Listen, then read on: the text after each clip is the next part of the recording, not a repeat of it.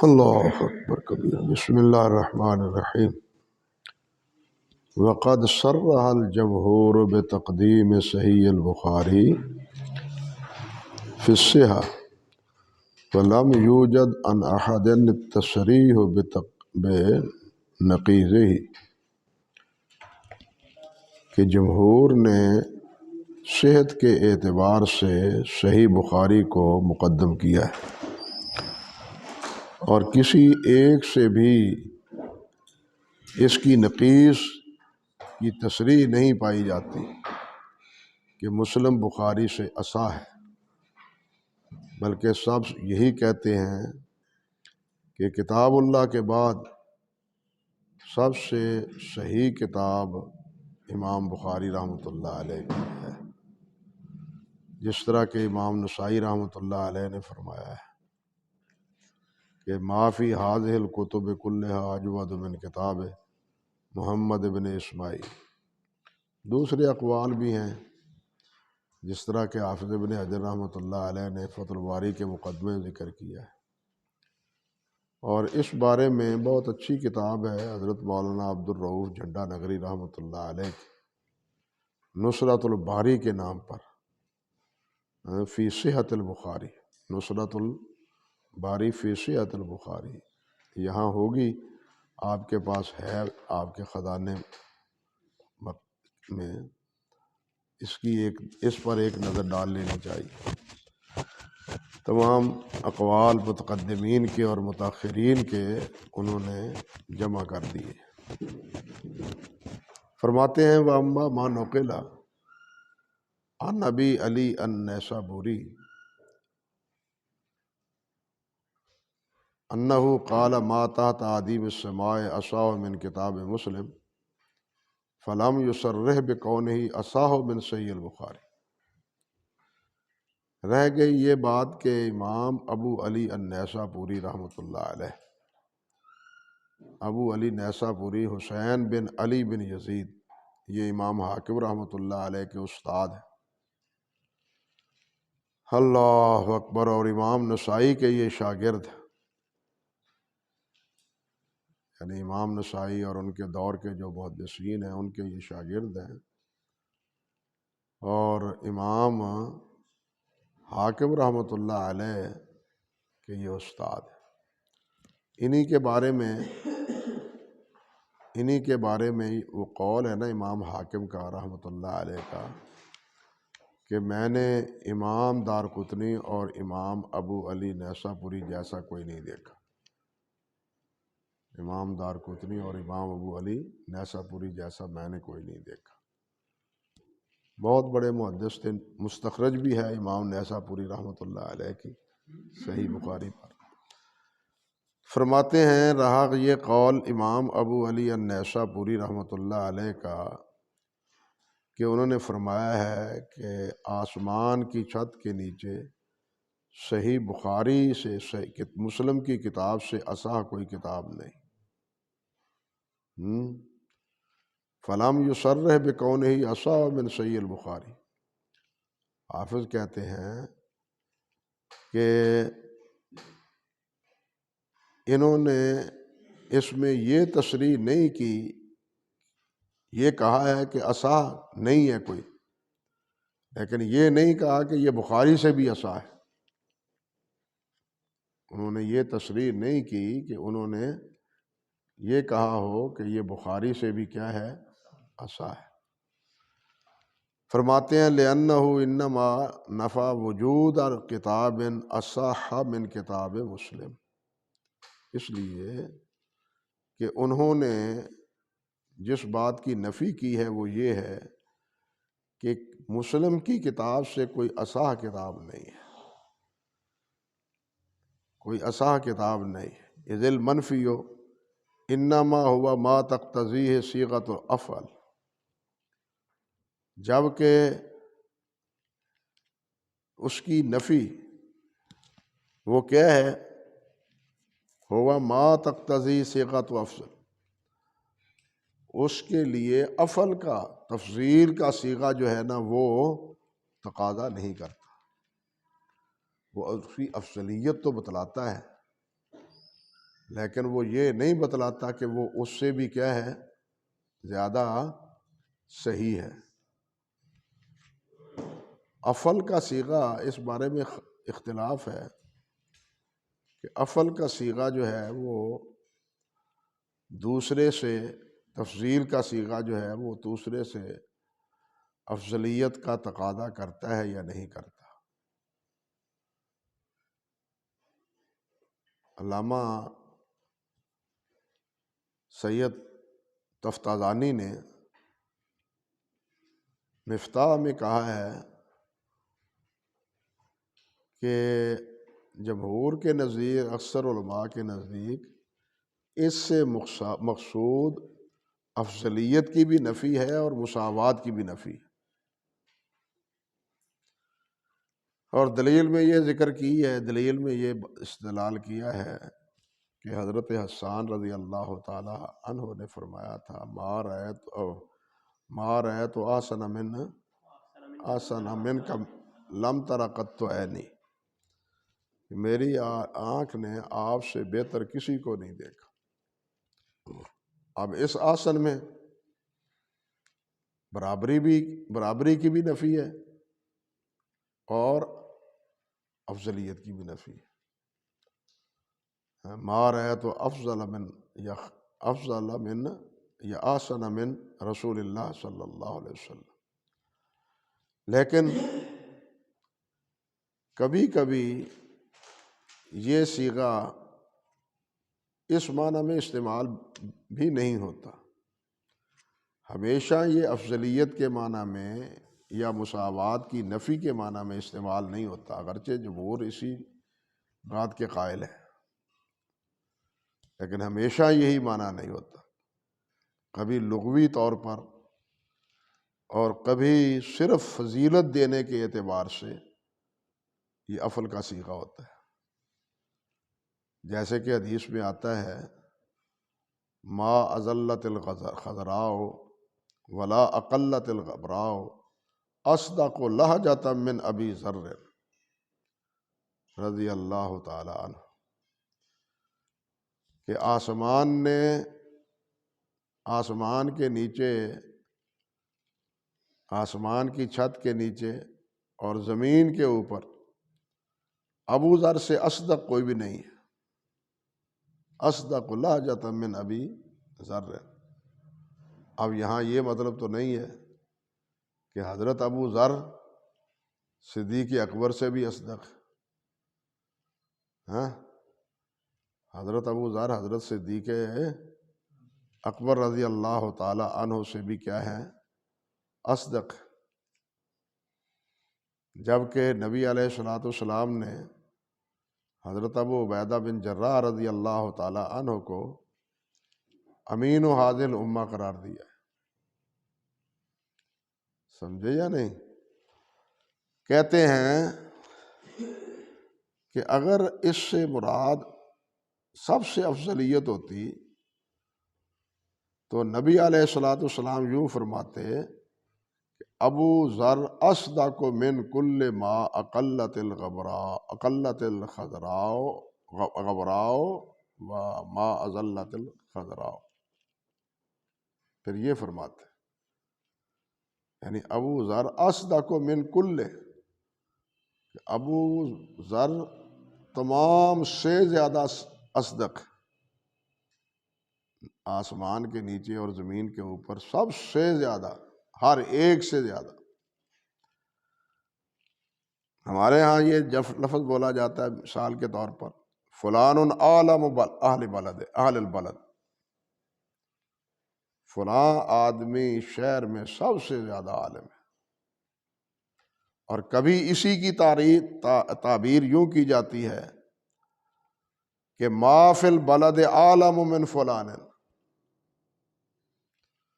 کہ شہر میں فلاں سے زیادہ عالم نہیں ہے کوئی۔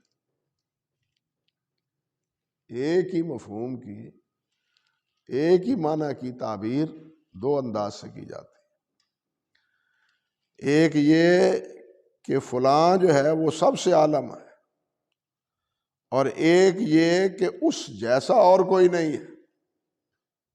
اس سے زیادہ عالم کوئی نہیں ہے، ان دونوں میں فرق ہے۔ اللہ اکبر کبیرہ۔ یہ جو دوسرا جملہ ہے، اس سے یہ مطلب نہیں ہے کہ دوسرا کوئی اس کے مساوی نہیں ہے، لیکن پہلا جملہ جو ہے وہ اس بات کی دلالت کرتا ہے کہ اس جیسا کوئی نہیں۔ فرق سمجھ گیا ہے نا؟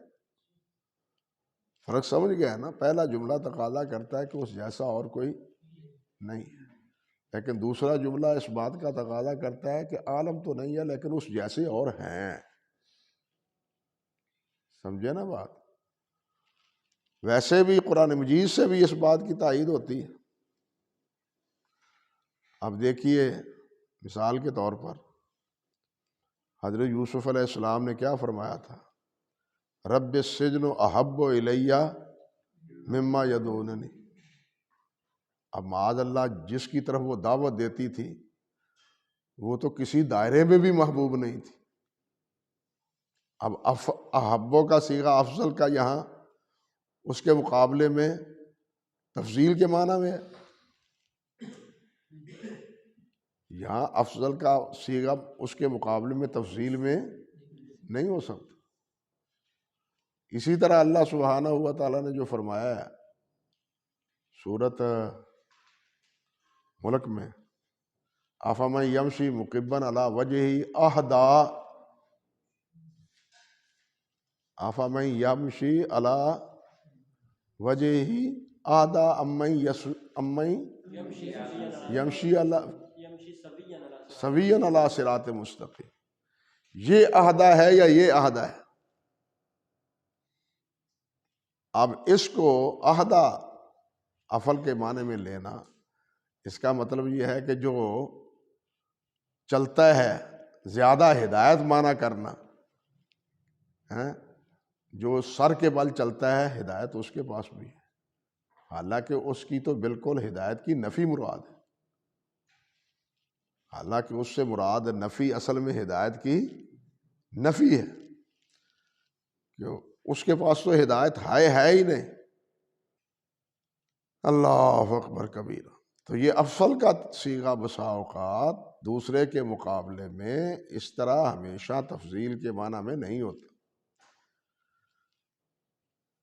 لغوی اعتبار سے یہ معنی مراد ہوتا ہے کہ اس کی فضیلت بیان کرنا مقصود ہوتا ہے،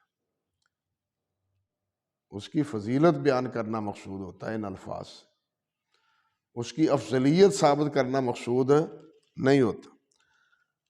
اور یہ بات ایک اور اسلوب میں حافظ ابن حجر رحمۃ اللہ علیہ نے فتح الباری میں بھی کہی ہے۔ یہ پہلی جلد لائیں فتح الباری کی، یہ حدیث ہے جو امام بخاری لائے۔ قیل یا رسول اللہ من اسعد الناس بشفاعتک یوم القیامہ،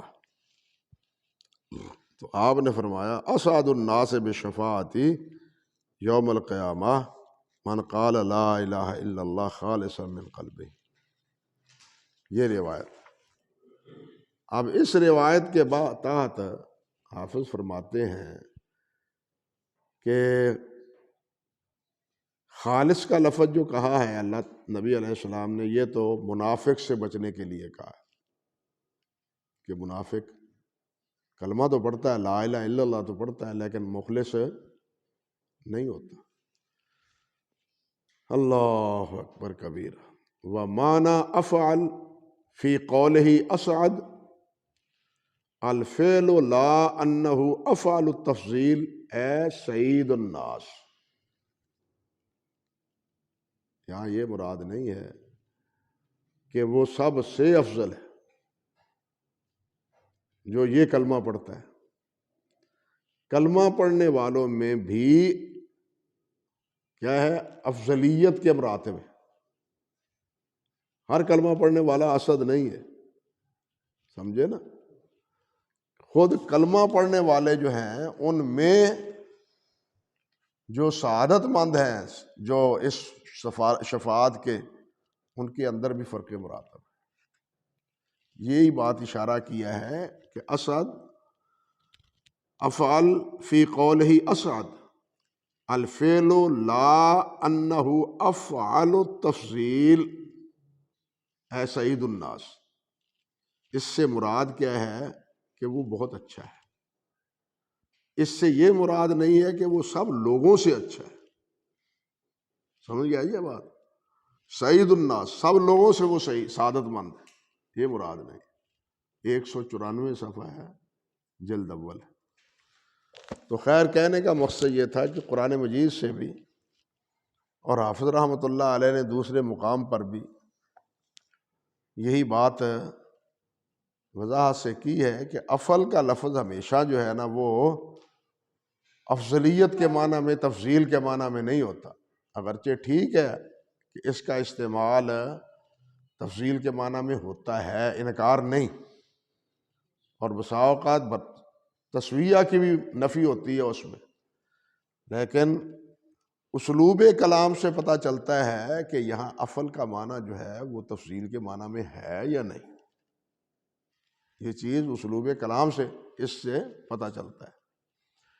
یہاں بھی حافظ ابو علی رحمۃ اللہ علیہ نے جو بات فرمائی ہے کہ ما تحت عدیم السماء اصح من کتاب مسلم، پہلی بات تو یہ ہے کہ اصح سے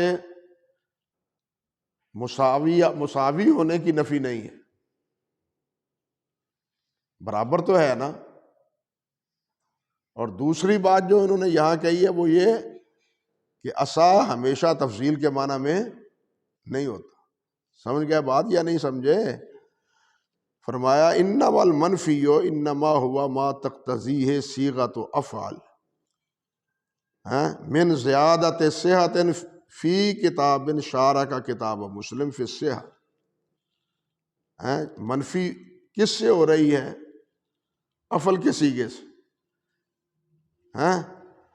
یمتاز بتلک الزیادہ علیہ ولم ینفی المساوات، اس سے افضلیت کی نفی زیادہ سے زیادہ کی ہے، مساوات کی نفی تو نہیں کی۔ اگر افعل تفضیل کے معنی میں لیں بھی تو اس کے معنی یہ ہے۔ یہاں ایک بات اور بھی ہے کہ حافظ امام ابو سعید العلائی رحمۃ اللہ علیہ نے یہ بات کہہ دی ہے کہ ایسا معلوم ہوتا ہے کہ امام ابو علی نیسابوری رحمۃ اللہ علیہ یہ صحیح بخاری سے واقف ہی نہیں تھے جب انہوں نے یہ جملہ کہا۔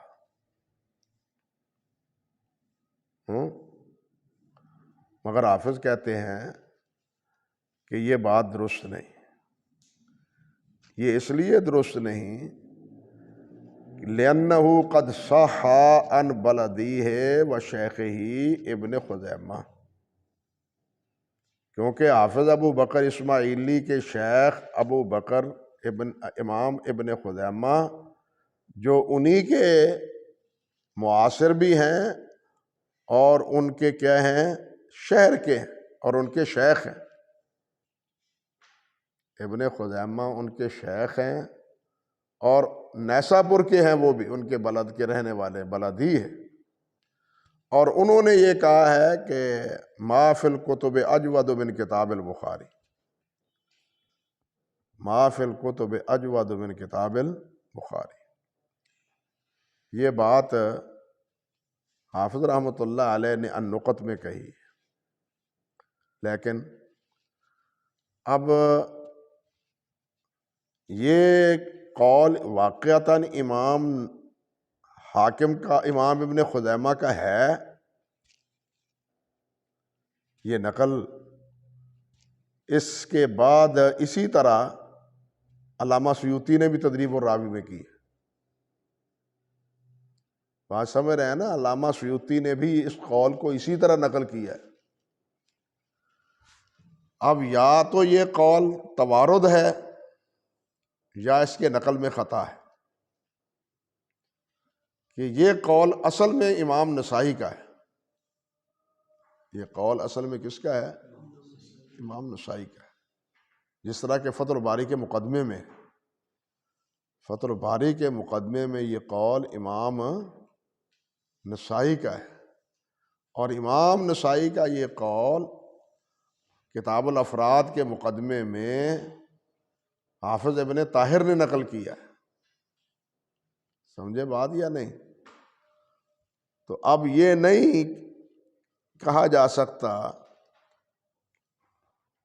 کہ واقعتاً یہ قول ابن خزیمہ کا بھی ہو، اگرچہ حافظ نے نقط میں اور انہی کی پیروی میں سیوطی نے بھی تدریب الراوی میں اس کو نقل کر دیا ہے۔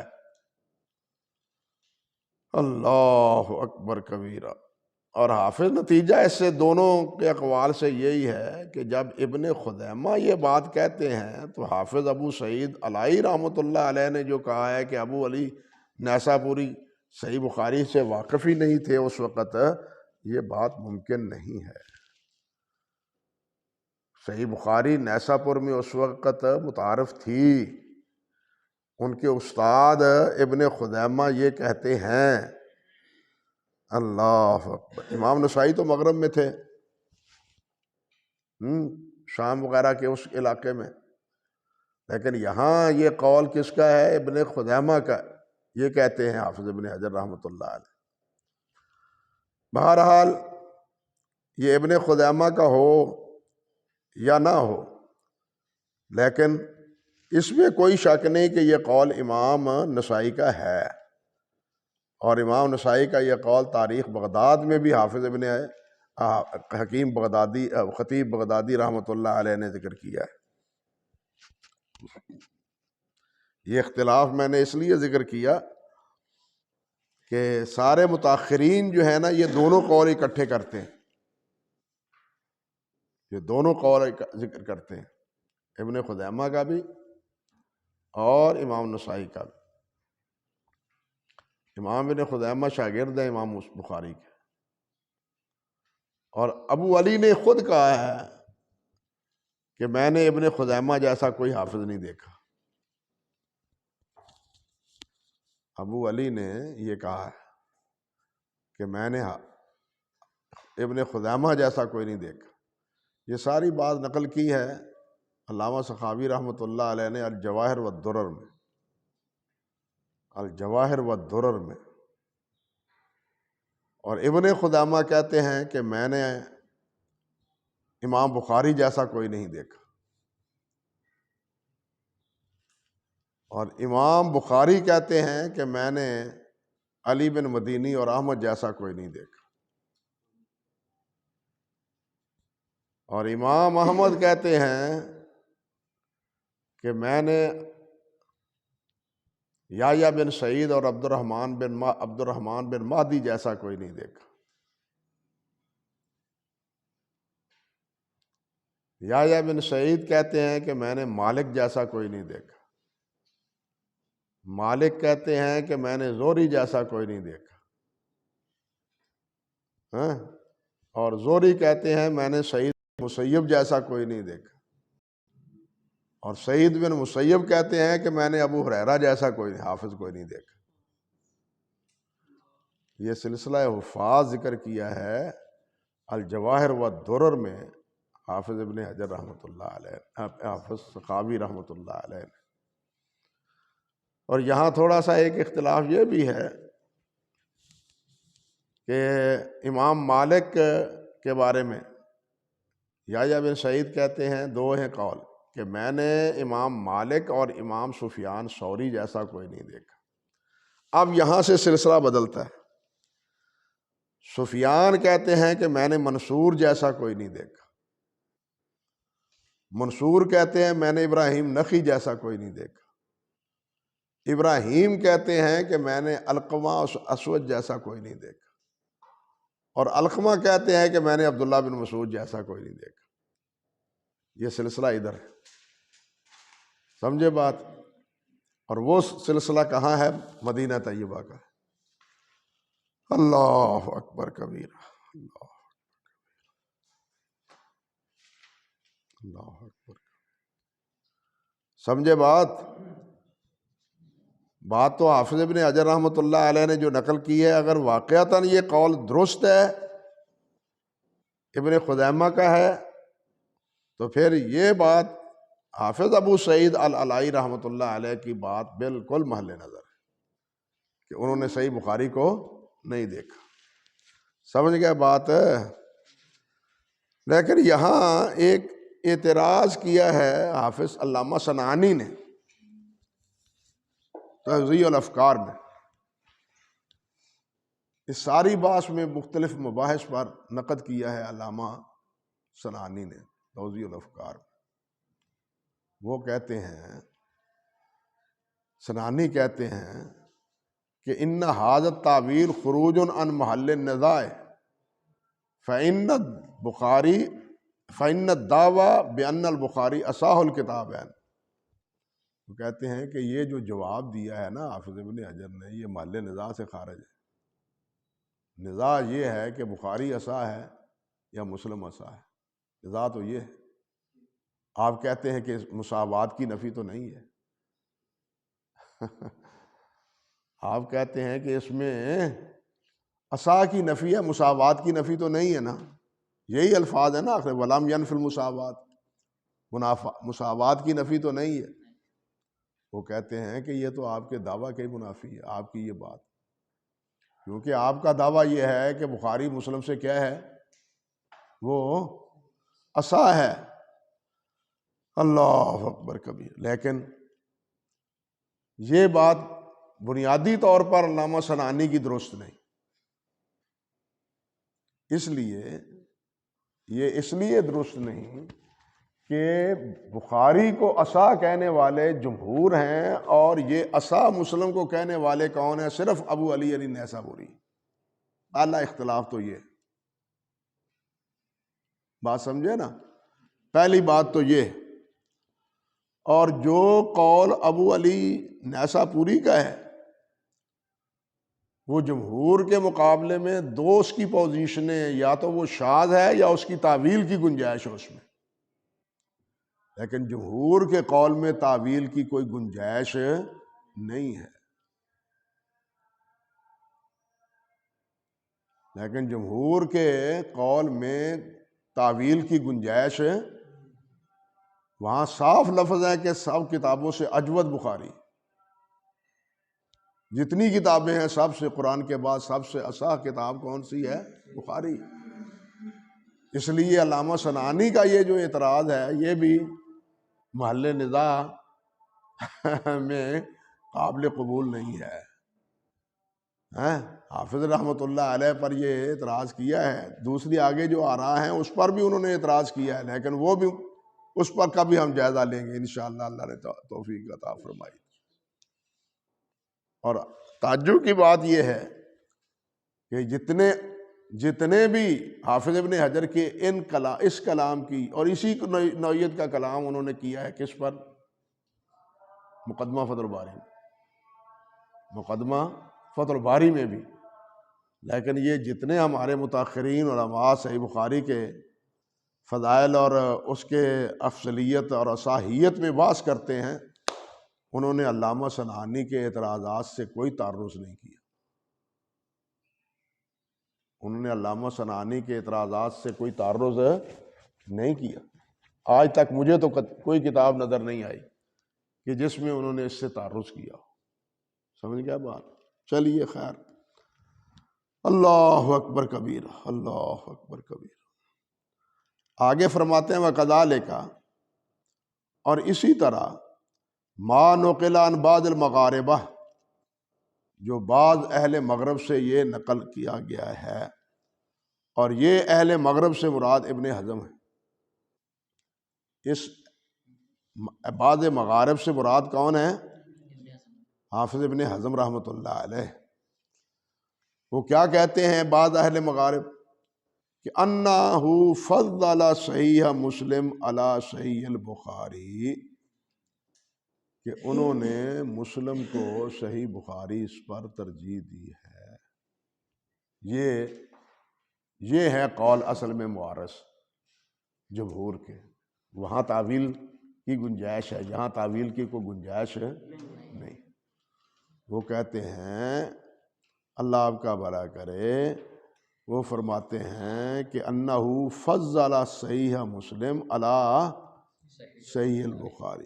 فذالک، حافظ کہتے ہیں فذالک فیما یرجع الی حسن السیاق و جودۃ الوضع والترتیب، اور یہ اس لیے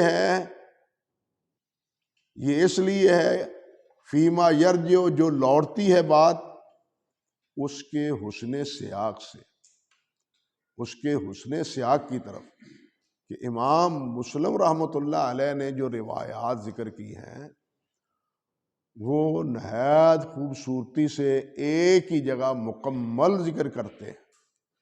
امام بخاری رحمۃ اللہ علیہ تو تقطیع کرتے ہیں، امام بخاری تقطیع کے قائل ہیں اور تقطیع کرتے ہیں، کیونکہ امام بخاری کا مقصد صرف صحت حدیث جمع کرنا نہیں تھا، بلکہ حدیث کی فقہ بھی جمع کرنا امام بخاری کا مقصد تھا۔ اس لیے وہ حدیث کی تقطیع کرتے ہیں، جتنا حصہ یہاں استدلال مقصود ہے وہ یہاں ذکر کرتے ہیں، دوسری جگہ جہاں حصہ مطلوب ہوتا ہے وہ وہاں ذکر کرتے ہیں۔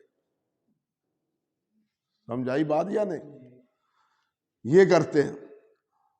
اور وجودۃ الوضع والترتیب، اور اس کو لکھنے میں اور اس کی ترتیب میں جو اچھا اسلوب اختیار کیا ہے وہ، لیکن اس سے بھی بہتر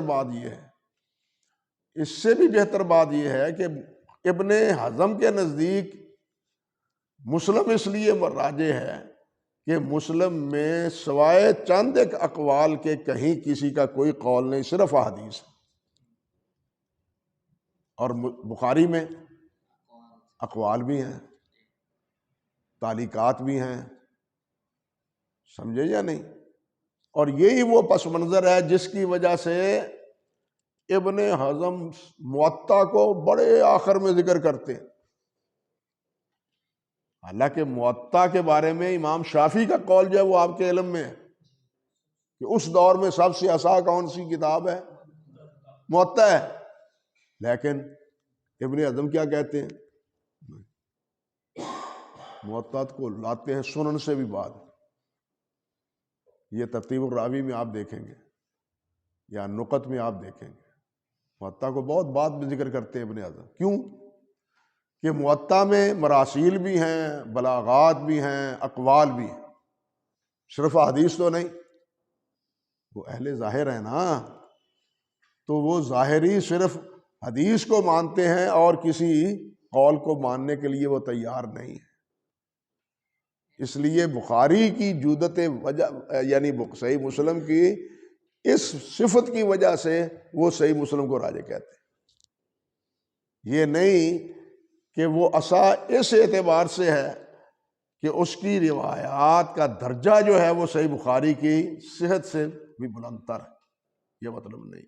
اگرچہ ظاہری قول یہ ہے، لیکن اس میں بھی یہ تعویل کی گنجائش ہے، اور یہ حقیقتاً یہ ایک اس کا کیا ہے، مفہوم ہے، مقصد امام ابن حزم رحمۃ اللہ علیہ کے اس قول کا، اگرچہ ظاہراً یہ اس میں انہوں نے ترجیح دی ہے بخاری سے۔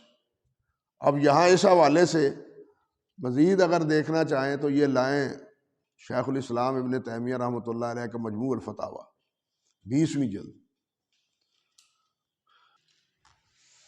اللہ اکبر، فرماتے ہیں رحمۃ اللہ علیہ، پہلے تو انہوں نے امام شافعی کا قول نقل کیا ہے کہ ما تحت عدیم السماء کتاب اکثر ثوابا بعد کتاب اللہ من موطا مالک وهو كما قال الشافعی وهذا لا يعارض ما عليه ائمة الاسلام من انه ليس بعد القرآن کتاب اصح من صحیح البخاری ومسلم ما ان الائمة على ان البخاری اصح من مسلم۔ آگے دیکھیے، ومن رجح مسلما فإنه رجحه بجمعه الفاظ الحدیث فی مکان واحد۔ وہی بات جو میں نے کہی، سمجھے بات؟ فإن ذلك أيسر على من يريد جمع الفاظ الحدیث۔ وأما من زعم أن الأحاديث التي انفرد بها مسلم أو الرجال الذين انفرد بهم أصح من الأحاديث الذي انفرد بالبخاري ومن الرجال الذين انفرد بهم فهذا غلط لا يشك في عالم۔ ٹھیک ہے بات؟ کما لا یشق احد ان البخاری عالم من مسلم بالحدیث والعلل والتاریخ وانہ افقہ منہ، اذ البخاری و ابو داود افقہ اہل الصحیح والسنن المشہورہ وان کان قد یتفق لبعض من فرد به مسلم ان یرجح علی بعض من فرد به البخاری فہذا قلیل والغالب بخلاف ذلک۔ یہ ساری بات آگے بھی اسی طرح پڑھنے کے لائق ہے۔ یہ 321 صفحہ ہے اور جلد نمبر کیا ہے 20۔ سمجھ آ گئی بات؟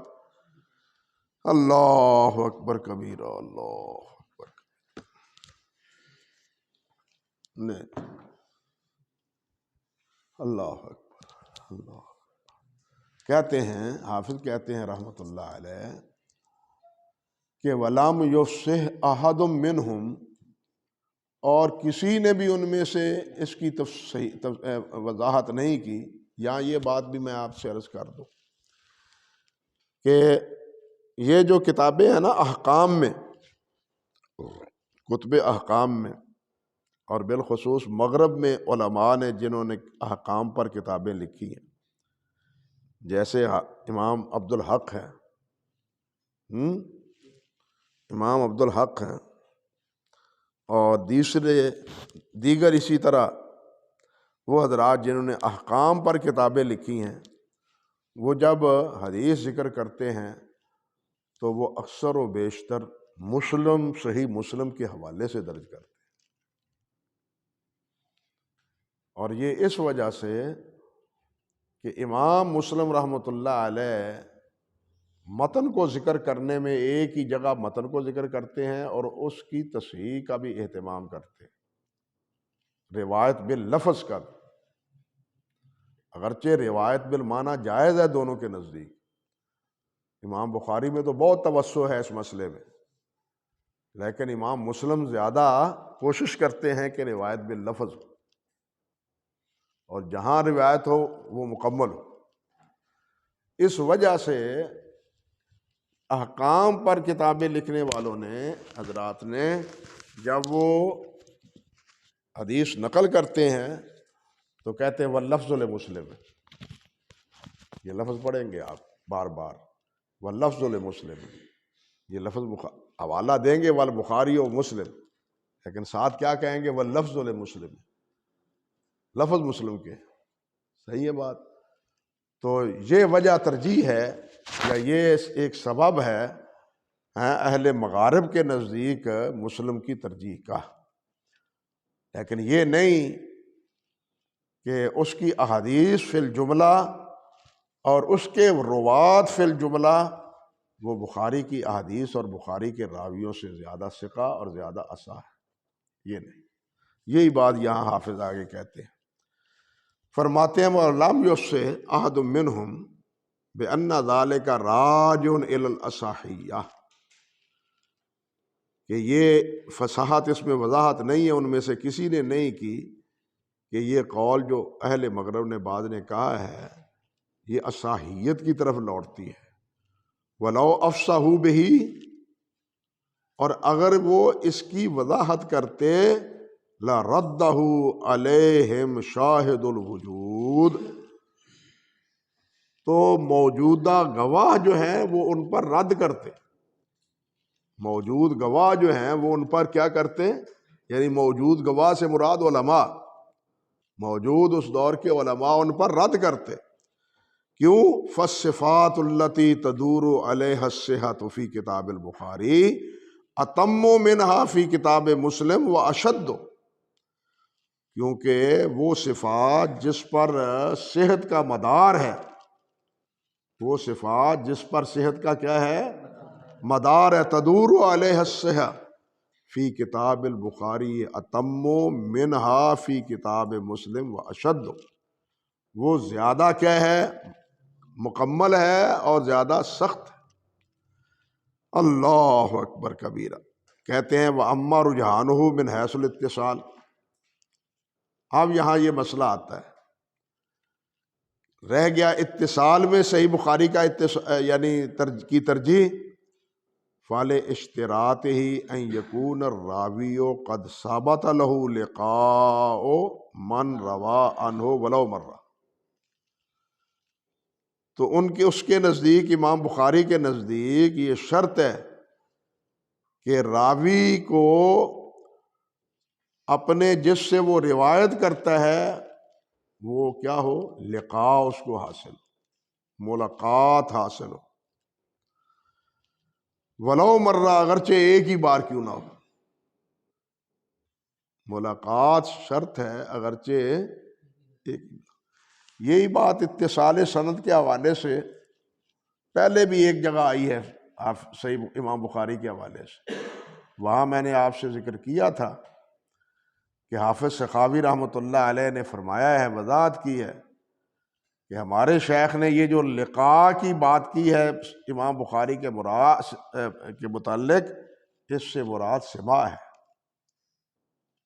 اس سے مراد کیا ہے؟ سماع ہے. یا اس سے وہ لقاء مراد ہے کہ جس میں سماع کا احتمال قوی ہے. وہ لقاء جس میں سماع کا احتمال قوی ہے، محض احتمال نہیں، لقاء نہیں. کیونکہ لقاء میں ضروری نہیں ہوتا کہ ہر ملاقات میں سماع حدیث بھی ہو. بات سمجھے؟ ہر ملاقات میں سماع بھائی کھانے کی جگہ پر، کھانے کی میز پر، فتوے کے مجلس میں، نماز کے بعد لوگ مسائل پوچھتے ہیں، وہ حدیث بیان کر دیتے ہیں، تو وہ سماع تو نہیں نا. سمجھے بات؟ یہاں ایک بڑی دلچسپ بات ہے، یہ ہلی نے کہی ہے بات. ہلی رافضی ہے نا، منہاج الکرامہ لکھنے والا. اس نے کہا ہے کہ جناب یہ سب سنیوں کا علم جو ہے نا وہ امام جعفر صادق سے ماخوذ ہے. ہاں، یہ بس اللہ ہی مہربانی کرے ان لوگوں کے عجیب و غریب استدلالات.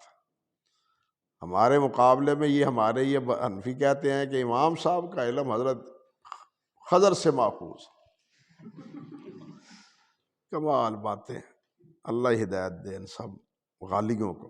سب ایک جیسے نہیں ہیں، انصاف پسند بھی ہیں ان میں. ہمارے اندر بھی ایسے ہی ہیں، وہ بھی ہیں جو شدت پسند ہے، وہ بھی ہیں اعدلوا هو اقرب للتقوی لا یجرمنکم شنآن قوم علی الا تعدلوا اعدلوا هو اقرب للتقوی.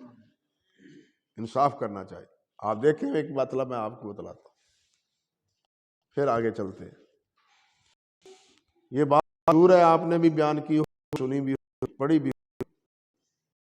قاضی یوسف رحمۃ اللہ علیہ مدینہ تک گئے، امام مالک سے گفتگو ہوئی ساکھ کے بارے میں. تو امام مالک شاگرد نے کہا کہ سال جو نبی صلی اللہ علیہ وسلم کے دور میں تمہارے اجداد صدقہ کرتے تھے، اس سے اکٹھے ہو گئے. وہاں قاضی ابو یوسف نے کیا کہا؟ ہاں، اگر میرے استاد ہوتے تو وہ بھی اپنے موقف کو بدل لیتے. یہ بات بتلاتے ہیں نا کہ امام ابو حنیفہ صحیح حدیث کے منکر نہیں تھے، مخالف نہیں تھے، ورنہ قاضی ابو یوسف یہ بات کبھی نہ کہتے. بات سمجھے یا نہیں سمجھے؟ یہ اور اسی نوعیت کے دوسرے امام محمد کے اقوال بھی ہیں، سب کا استیاب مقصود نہیں ہے. امام محمد بھی اسی طرح کہتے ہیں کئی جگہ پر. ہاں، اور یہی وجہ ہے کہ امام محمد کئی جگہ پر دلیل کی بنیاد پر مخالفت بھی کرتے ہیں امام ابو حنیفہ کی، اور کہتے ہیں کہ ان کو یہ روایت نہیں پہنچی. اللہ اکبر کبیرہ. تو جو کہنا چاہتا تھا وہ ہے وہ حضرت امام جعفر صادق کے بارے میں. ہلی نے یہ استدلال کیا کہ امام ابو حنیفہ نے ان سے پڑھا ہے، امام محمد نے ان سے پڑھا ہے امام ابو حنیفہ سے، اور امام شافعی نے پڑھا ہے امام محمد بن حسن سے، اور امام شافعی سے پڑھا ہے امام احمد بن نے. تو یہ سارا علم تو امام جعفر صادق کا ہے.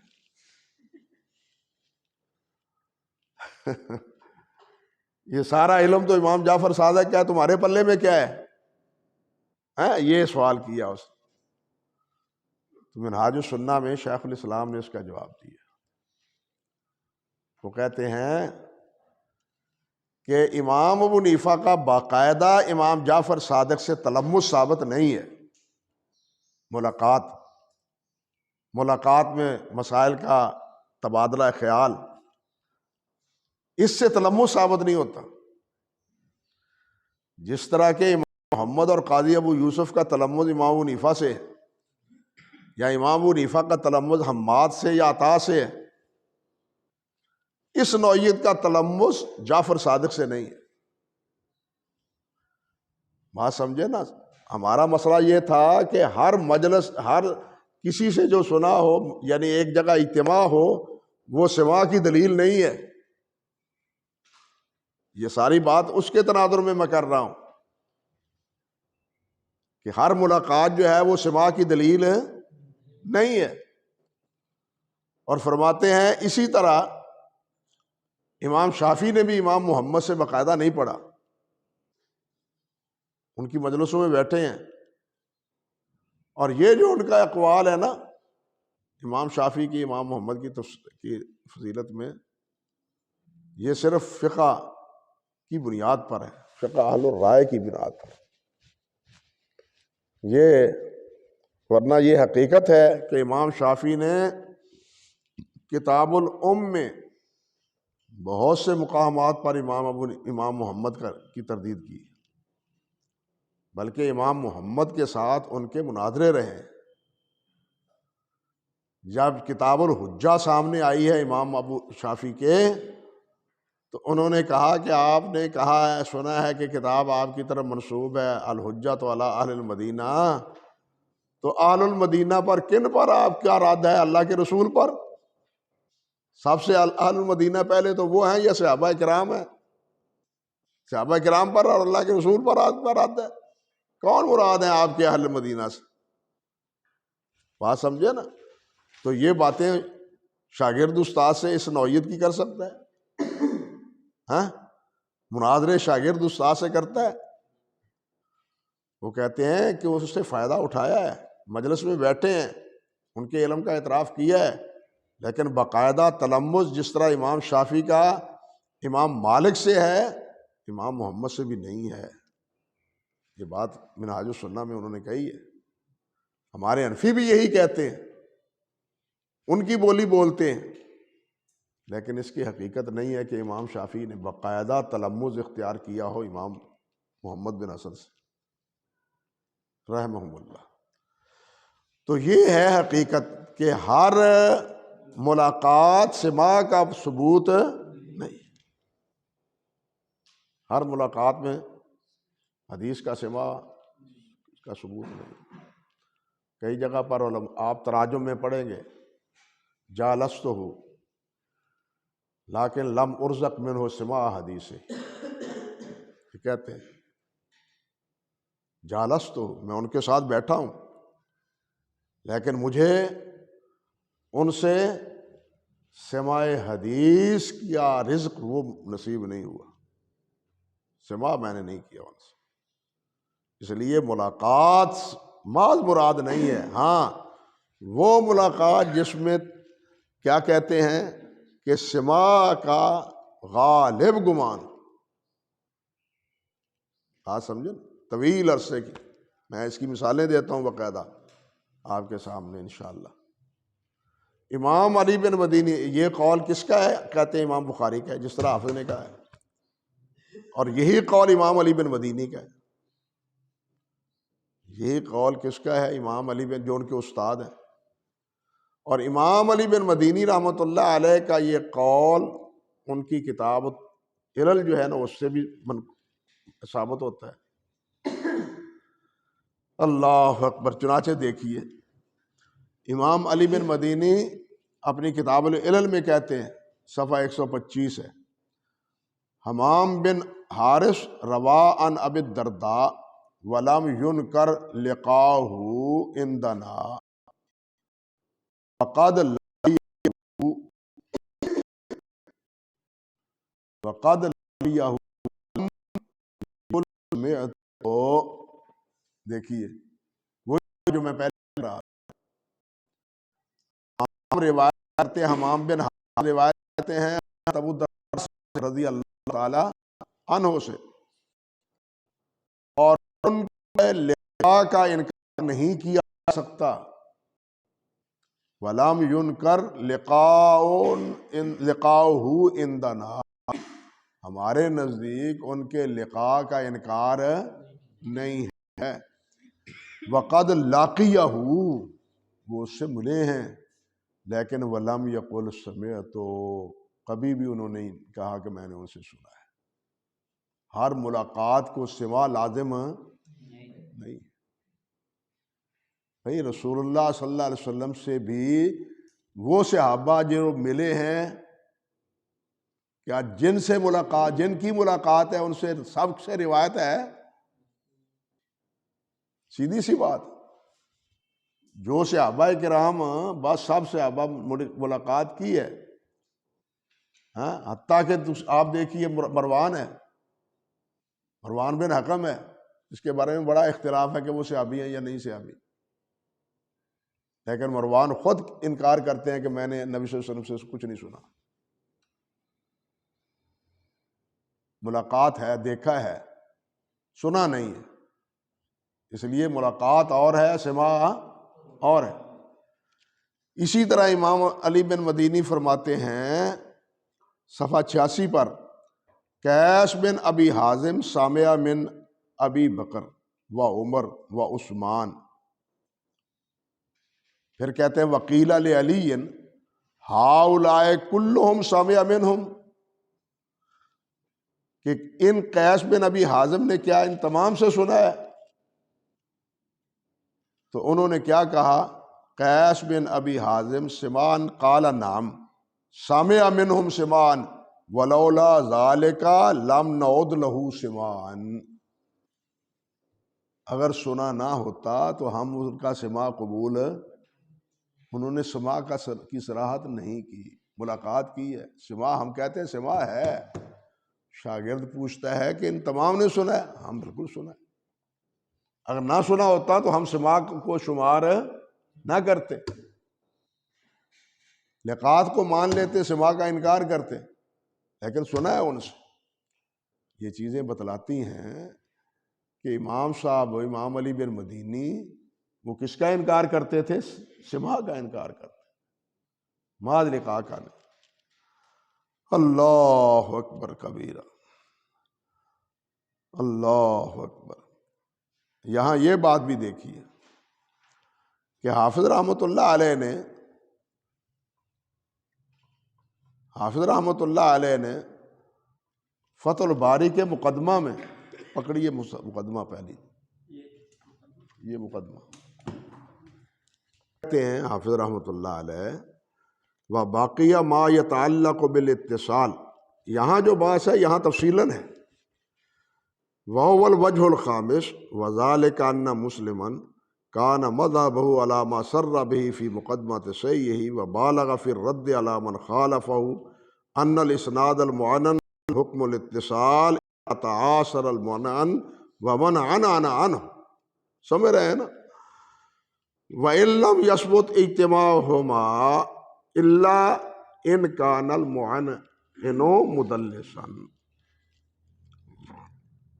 وہ معنن روایت کرنے والا مدلس نہ ہو، معاصر ہو، مدلس نہ ہو، معاصر ہو، تو وہ معنن روایت محمول علی السماع ہے۔ سمجھ گیا بات؟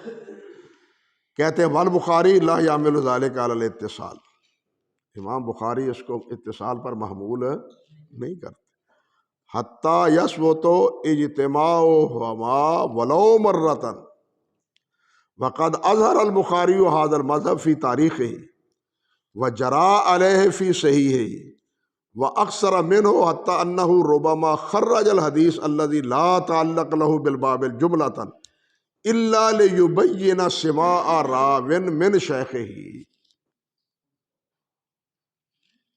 الا ليبين سماع راو من شيخه، کئی دفعہ بعض اس لیے روایت ذکر کرتے ہیں تاکہ ان کا سوا ذکر کریں. روایت ذکر کرتے ہیں وہ راوی مدلس نہیں ہوتا. اور یہاں یہ بھی سمجھ لیں کہ جہاں بھی امام بخاری رحمۃ اللہ علیہ نے یہ سماع ثابت کیا ہے لازم نہیں ہے کہ وہ مدلس ہو. بعض کو یہ بھی غلطی لگی ہے کہ جس مدلس کے بارے میں ہی امام بخاری جو ہے نا وہ سماع کی صراحت کرتے ہیں. یہ بھی بعض کو غلطی لگی ہے. ہاں اب کیا کہوں کس نے کہی ہے یہ. بہرحال یہ کہا ایک بعد نے بعض راویوں کے بارے میں کہ دیکھیے یہ مدلس ہے اور امام بخاری تصریح سماع کرتے ہیں. حالانکہ امام بخاری رحمۃ اللہ علیہ صرف مدلس کے بارے میں تصریح سماع نہیں کرتے، معانان روایت کے بارے میں بھی جس میں شبہ ہوتا ہے انقطاع کا اس کے اتصال کی وضاحت کر دیتے ہیں، سماع کی وضاحت کر دیتے ہیں. بات سمجھ گیا یا نہیں سمجھے؟ لِيُبَيِّنَ سِمَاعَ رَاوٍ مِّن شَيْخِهِ لِكَوْنِهِ قَدْ أَخْرَجَ لَهُ قَبْلَ ذَلِكَ شَيْئًا مُعَنَّنًا.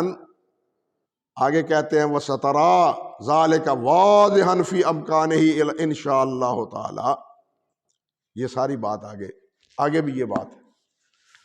تو اسی طرح حافظ رحمۃ اللہ علیہ نے نقط میں یہ بات کہی اور وہاں نقط میں صرف اجتماع ولو مرتن جو یہاں کہا ہے پہلے صرف وہ لفظ ہیں. جو آگے بات ہے کہ وہ سماع ذکر کرتے ہیں وہ نہیں. اس لیے محض امام بخاری کے نزدیک کیا ہے ملاقات کافی نہیں بلکہ سماع کافی، سماع کی صراحت. اب یہاں ایک اشکال یہ ہے کہ امام بخاری رحمۃ اللہ علیہ ایک جگہ فرماتے ہیں آنف رحمۃ اللہ علیہ کے بارے میں ان کی روایت لائے ہیں، ان کا ذکر کیا ہے حضرت عائشہ کی روایت سے. حضرت عائشہ سے روایت کرتے ہیں آنف یا نہیں؟ امام بخاری وہاں فرماتے ہیں وَلَا نُنْكِرُ أَن يَكُونَ سَمِعَ مِنْهَا لِأَنَّ بَيْنَ مَوْتِ عائشہ وَالْأَحْنَفِ قریب من 12 سنہ. دونوں کی وفات کے درمیان 12 سال کا وقت ہے. 12 سال کی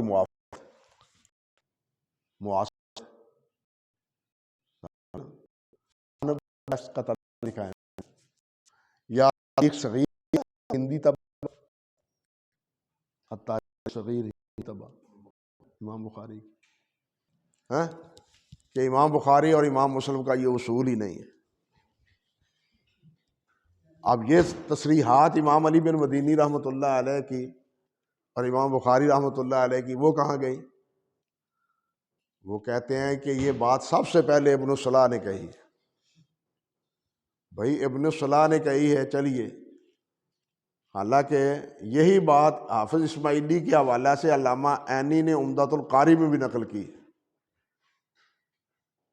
کہ امام بخاری کا یہ موقف، سمجھے نا. لیکن یہ تصریحات کس کھاتے میں ڈالیں گے ہم؟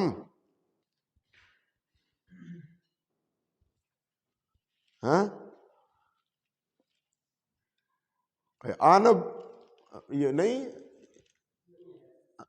یہ شاہ عبدالشکور صاحب رحمۃ اللہ علیہ نے ہندی نسخہ، یہ ہندی نسخہ مولانا شمس الحق محدث رحمۃ اللہ علیہ کے وہاں پر بلکہ ان کے بعد حواشی سے پہلی بار چھپا تھا ہندوستان. تاریخ الصغیر بھی، ضعفاء امام بخاری کی بھی اور ضعفاء امام نسائی کی، یہ اکٹھی ایک جگہ چھپی تھی ہندوستان سے پہلی بار. اسی کا فوٹو پھر مرحوم عبدالشکور شاہ صاحب رحمۃ اللہ علیہ نے کیا تھا. چلیے خیر، اگر نہیں ہے تو میں چاہتا تھا مل گئی. اللہ اکبر کبیرہ۔ حدثنی عبیدہ قال حدثنا عبد الصمد حدثنا عبداللہ بن بکر بن عبداللہ المزنی سمعت یوسف بن عبداللہ بن حارث کنت عند العنف بن قیس وہو یوسف ابن اخت محمد بن سیرین و عبداللہ ابو الولید روا عن عائشہ و ابی ہریرہ ولا ننکر ان یکون سامع منہما لأن بین موت عائشہ والاحنف قریب من اثنتي عشر سنہ۔ سمجھے کچھ بات سمجھ گئے ہیں نا؟ جس کا صفحہ نمبر 81۔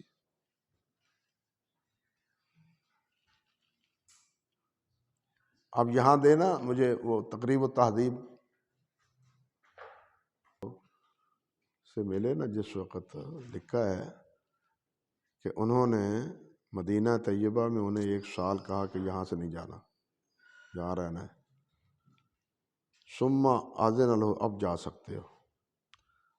وقال تدری لما حبستک قال لا قال لانی کنت اخاف ان تکون منافقا علیم اللسان فاذا انت مومن علیم اللسان۔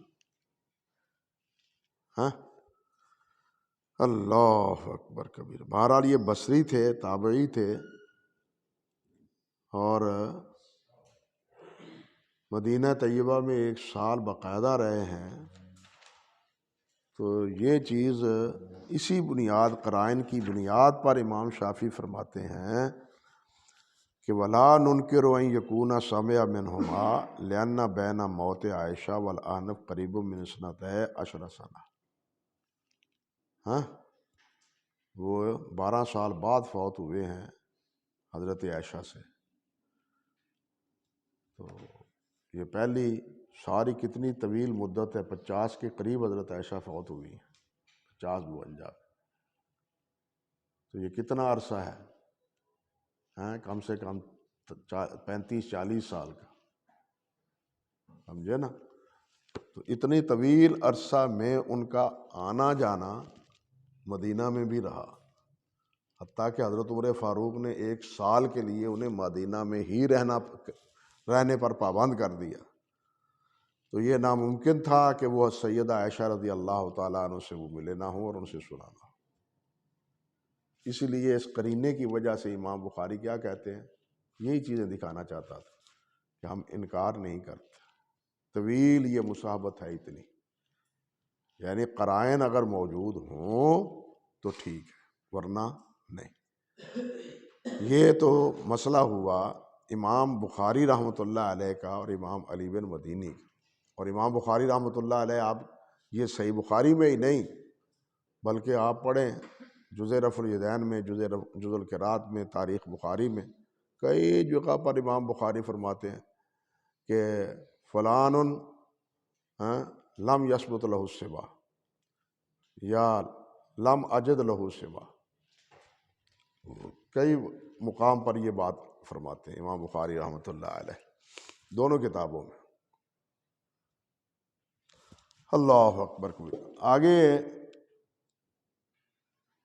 رہ جاتی ہے تھوڑی سی بات امام مسلم کی اور صحیح مسلم کے اتصال کی، اس کا تذکرہ ہم انشاءاللہ اگلی مجلس میں کریں گے، اللہ کرے یہ